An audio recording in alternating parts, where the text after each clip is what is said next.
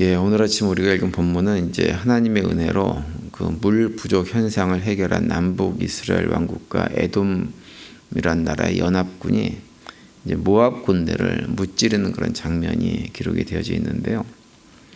그런데 이제 오늘 본문에 보면 이 전쟁의 승패라고 하는 것이 아주 그 어이없는 아무것도 아닌 어떤 일로 인해 가지고 완전히 뒤바뀌는 현상을 우리에게 보여주고 있는 것이 오늘 본문의 내용입니다. 먼저 21절에 보시면 이렇게 시작을 하죠. 모압 모든 사람이 왕들이 올라와서 자기를 치료한다함을 듣고 갑옷 입을 만한 자로부터 그 이상이 다 모여 그 경계에 섰더라 이렇게 기록하는데요. 이제 모압 쪽 군사들은 이제 이스라엘 남북 왕국과 에돔 왕국의 연합군이 이렇게 물 부족 현상을 해결하고 했기 때문에 자신들을 꼭 공격할 것이다 라고 하는 인식을 하게 된 거죠. 그래서 이제 본격적으로 전투가 준비될 것이다 라고 생각을 하고 그 경계를 강화하고 전쟁 준비를 이렇게 했다고 하는 것이 오늘 본문의 내용 21절 내용입니다. 그런데 이제 그 순간에 이상한 일이 벌어집니다. 22절에 보시면 아침에 모압 사람이 일찍 일어나서 해가 물에 비침으로 맞은편 물이 붉어 피와 같음을 보고 오라고 되어 있는데요. 이 기록된 대로 모압 사람들이 아침에 새벽에 일어나 보니까 해가 뜨는데 그 해가 비치는 것이 그 물 부족 현상이 해결돼서 이렇게 물 같은 것이 이제 시내 같은 것이 흐르고 있으니까 거기에 햇빛이 비쳤는데 그것이 빨갛게 해가 뜨면서 빨갛게 보인 거죠. 근데 그것이 이제 꼭 피와 같으니까 어떤 생각을 하냐면 저 상대편의 연합군 쪽에 왕들이 서로 싸워가지고 내부 반란이 일어났든지 문제가 생겼다. 그래서 서로 죽고 죽이는 이런 혼란이 벌어졌다. 이렇게 생각을 해버린 거예요. 아주 이상한 판단을 합니다. 그래서 전쟁을 하기 위한 준비 같은 것들은 전혀 하지 않고 그냥 어떤 생각을 하냐면 그냥 가가지고 우리 전리품을 챙기자. 이렇게 한 거예요. 그래서 연합군 진영으로 갑니다. 근데 실제는 이렇게 내부 반란이 일어나가지고 갈등이 있어가지고 서로 싸우고 죽이고 하는 것이 전혀 아니었고 그쪽은 그쪽대로 전쟁 준비를 하고 있는데 무장도 거의 하지 않은 모압 군인들이 오니까 당연하게 굉장히 쉽게 이제 전쟁을 해가지고는 모압 병사들을 이스라엘 연합군이 이렇게 쳐부시고 결국은 모압 쪽은 굉장히 큰 패배를 경험하게 되었죠. 그래서 오늘 보면 24절에 보시면 이스라엘 진에 이르니 이스라엘 사람이 일어나 모압 사람을 쳐서 그 앞에서 도망하게 하고 그 지경에 들어가면 모압 사람을 치고 오라고 되어 있습니다. 여기서 그 지경에 들어갔다고 하는 얘기는 뭐냐면 모압 땅까지 다 들어가 가지고 모압 땅을 점령하고 그 땅에 들어가서 승리를 거두게 되었다고 하는 거예요. 그런데 이제 여기서 또 다른 반전이 일어나게 되는데요. 전세가 완전히 분리해 가지고 이제 도망칠 곳도 없어지게 된 모압 왕이 어떻게 하냐면 자신을 이어가지고 왕이 될 자기 맏아들을 자신들이 믿고 있는 그모스라고 하는 우상에게 제물로 바쳐버리는 일이 벌어집니다. 이제 그렇게 되고 나니까 이제 모압 쪽 군대 그 군사들이 갑자기 사기가 충천해진 거예요. 그래서 어떻게 됐냐면 이번에는 그 이스라엘 연합군이 그 싸움에서 밀리게 되어집니다. 그리고서는 결국은 그 밀리다가 결국 남북왕국 그 에돔 그 나라들 연합군들이 다 흩어져 버리게 돼요. 다 고향으로 돌아가가지고 전쟁이 그것으로 끝나게 되어집니다. 27절의 그 내용이죠. 이에 자기 위를 이어 왕이 될 맏아들을 취하여 성 위에서 번제를 드린지라 이스라엘에게 크게 통분함이 임함에 저희가 떠나 각기 곡으로 돌아갔더라. 이렇게 기록하고 있습니다. 전쟁이 아주 이상하게 이긴 것도 아니고 진 것도 아니고 아주 이상하게 끝나버린 거예요. 이 27절에서 이스라엘이 크게 통분했다고 하는 표현은 어떤 의미냐면 모압 군대가 이게 모압 왕이 자기 아들을 제물로 바치고 그 이후에 사기가 충천해가지고 막 결사항전을 해가지고 막 덤벼드니까 오히려 이스라엘 백성들이 그 마음에 두려움을 갖게 됐다고 하는 표현입니다. 크게 통분했다고 하는 것은. 그래서 결국은 그 두려움 때문에 전쟁을 계속 이어가지 못하고 다 도망쳐버린 거예요, 연합군이. 그래서 전쟁이 끝나버립니다. 이 전쟁을 통해서 우리가 이제 한 가지 기억해야 될 것은 무엇이냐면 하나님께서 아무리 우리에게 좋은 승리의 기회를 만들어 주셔도 우리가 하나님에 대한 신앙을 바르게 갖고 있지 않으면 그 기회조차도, 승리의 기회조차도 얼마든지 물거품으로 만들 수 있다라고 하는 것을 우리에게 말씀해 줍니다. 하나님께서 모압 사람들이 이스라엘 진영에 이렇게 물에 비친 햇빛을 보고 그것이 붉은 피다 이렇게 생각을 해가지고 정말로 말도 안 되는, 만약에 그런 상황이라고 한다면 무슨 뭐 이렇게 전령이라도 보내가지고 조사를 좀 하게 하고 이래야 되는데 이런 것도 없이 그냥 무장도 하지 않고 그냥 이스라엘 진영으로 왔던 모압 군인들, 그래서 그들을 공격해서 물리치면 그것이 끝나는 전쟁인데 그런 오판을하게 만들어 주셨는데도 불구하고 이스라엘 백성들이 그 좋은 기회를 제대로 살리지를 못했어요. 그런 기회를 하나님께서 주셨으면 더 이상 어떤 두려움도 가지지 말고 끝까지 전쟁을 밀어붙여야 됩니다. 설령 중간에 모압 왕이 무슨 짓을 해가지고 자기 백성들, 군인들을 사기를 충천하게 만들려고 시도를 해도 우리에게는 하나님이 계시다. 만군의 여호와가 우리와 함께 계시다.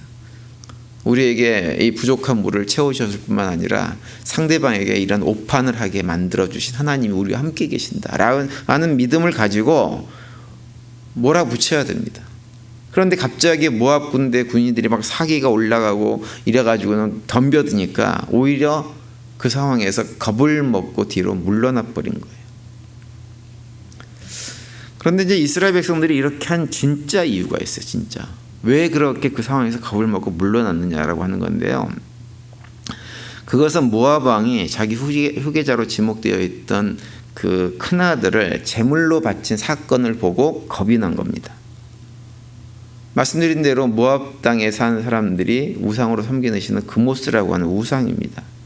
근데 이제 어떤 생각을 이스라엘 백성들이 한 거냐면 그모스라고 하는 우상에게 모압 왕이 자기까지 제물로 바칠 정도로 그런 큰 제사를 드리면 그걸 드렸기 때문에 이제는 그모스라고 하는 우상이 큰 힘을 발휘해 가지고 그 전쟁에 참여할 것이라고 생각을 한 거예요. 그래서 겁을 먹은 거예요.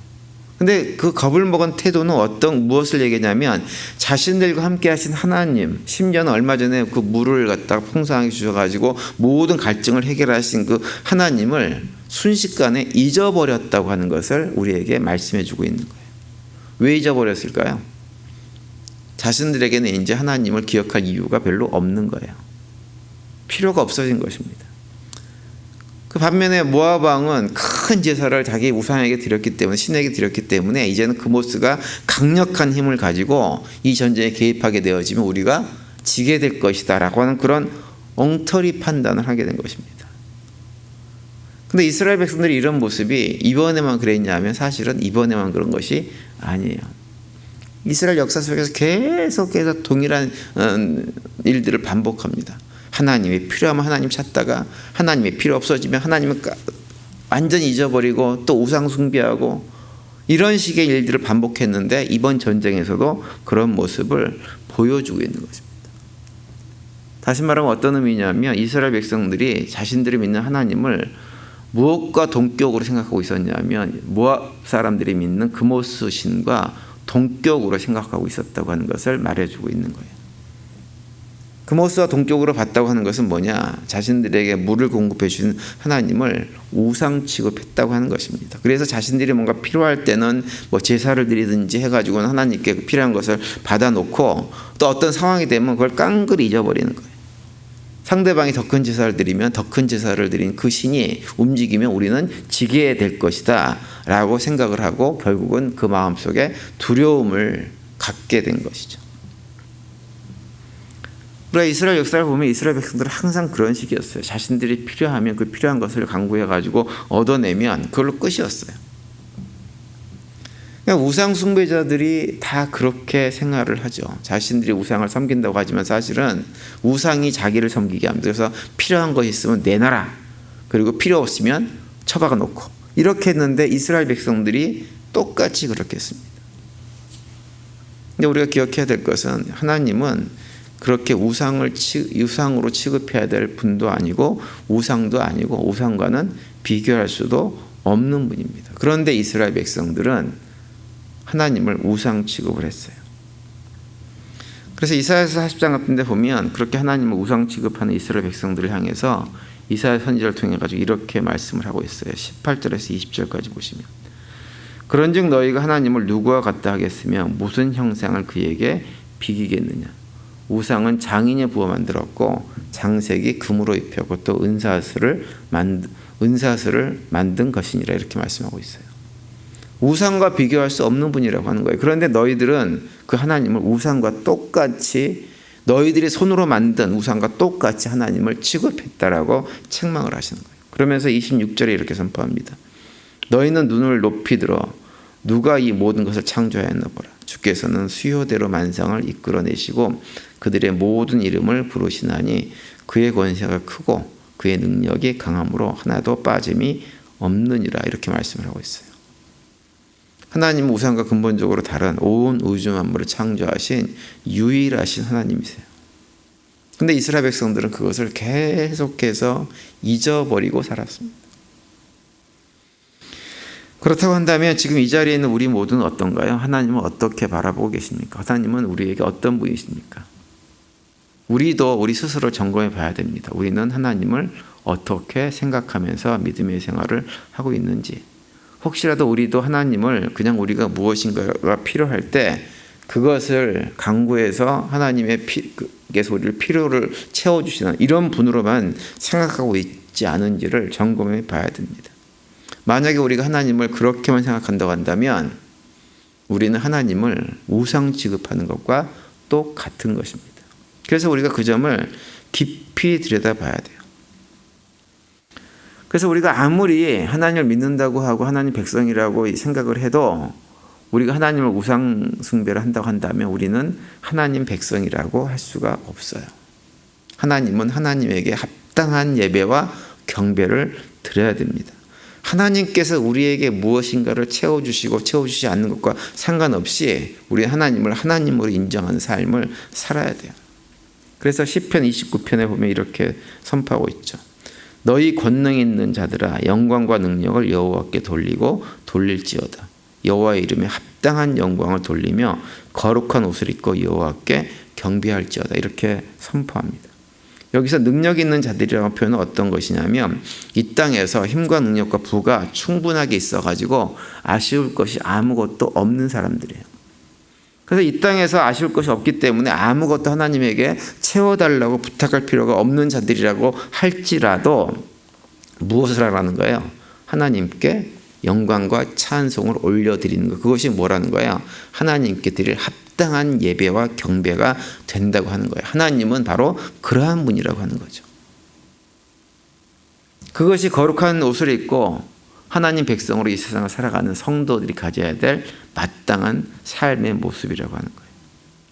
그렇게 경배하는 삶을 살 때 하나님을 세상 우상들과 비교하지 않고 하나님만 신뢰하고 살면서 하나님 백성으로 우리가 감당해야 되는 싸움을 싸워 나갈 때 우리는 어떻게 되느냐?